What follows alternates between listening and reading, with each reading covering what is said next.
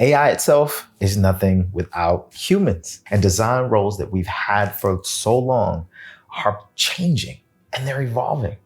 Let's talk about that today. The evolution of technology has played a major role in how designers have been contributing to the discipline.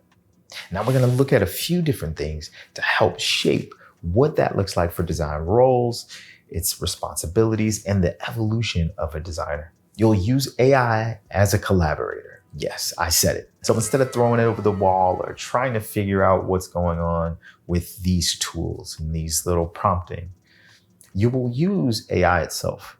Whatever platform or whatever model, you'll use it as a collaborator for the next projects you're starting to build. We can really grab a hold to empathy and creativity and all of these means that help us shape the product.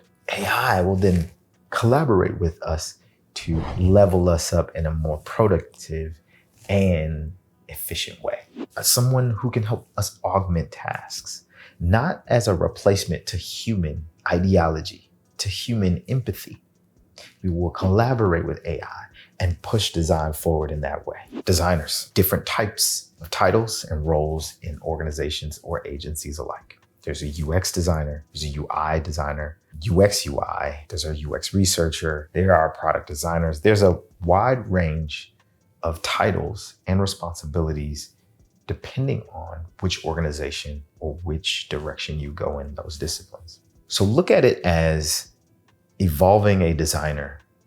You'll be an augmented AI designer. For those of you who are moving into the industry, designing specifically and sometimes holistically with AI, you will become an AI design collaborator. What does that mean, you ask?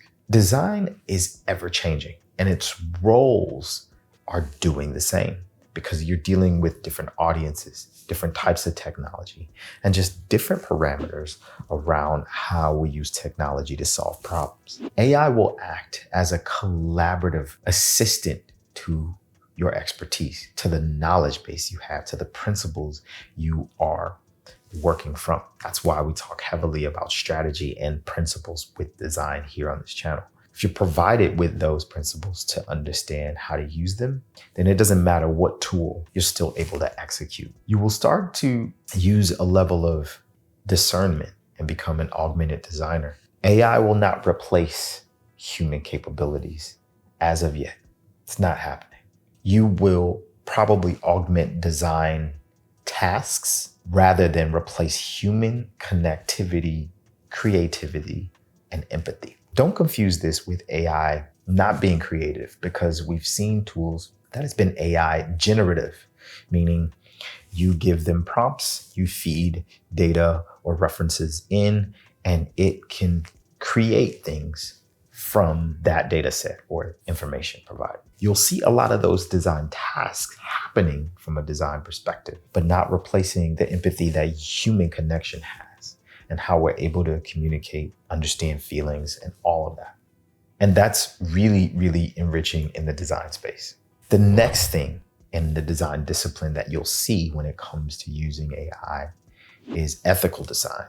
There's going to be a really, really high increase on responsible AI and its use, particularly in developing products, establishing and ensuring the fairness of the system, how it plays well with different role players, different demographics, overall equality. You're going to see a lot having to do with privacy and governance, looking at data and the control that users have versus the systems.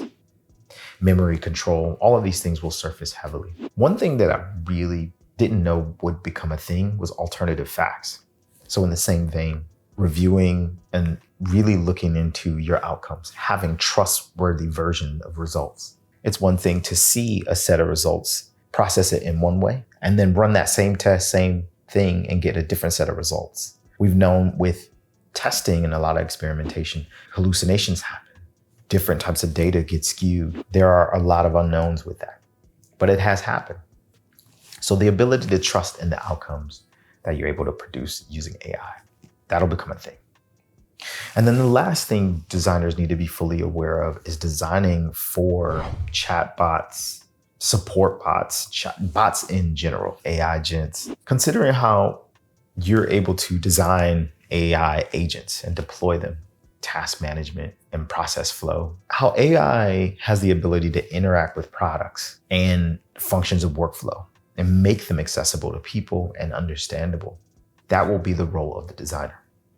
Having the ability to design workflows in a way that are accessible, they're understandable, clear to human knowledge, and they have a way to improve the product. That's what you're going to see the role of designers happening in the near future. With those roles, there are patterns of design that you'll start to see flourishing, that you really need to maintain, keep a finger on the pulse of. There's been an evolution of interfaces. There's a reason for that. The technology has changed. The style in which we've operated in has changed. The interactions, the feedback we're getting from the people who are using products, all of that has changed. In turn, interfaces will need to change as well. You'll start to see a lot of dynamic interfaces.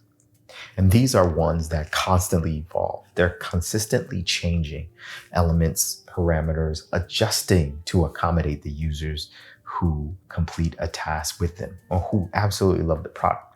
That will be a focal point towards evolving patterns, components, and more. Be on the lookout for that and just keep a close eye, a hawk's eye view on what's going on in the industry. You'll start to see more micro interactions. And in cases where AI has become the tool of choice and is really driving it, it'll be micro commitments. You'll see tools, applications, little elements for small, very manageable AI interactions. You're starting to see that more in process workflows. Take automations like Zapier and other tools that will connect services. And once a trigger has happened and you run a sequence of that for that service or that task, these things fire off and it becomes really easy to create these workflows from it. Micro commitments. That'll be a thing. We've seen the evolution of design and skeuomorphism and flat design and all of these different mediums. The rise in glass morphism, liquid design for that matter. I've done a video about that and how it's evolving. You'll see a trend of glass design where you're taking sort of these realistic components and giving more spatial consideration towards how you design for them. It will evolve as something relative to clean design patterns.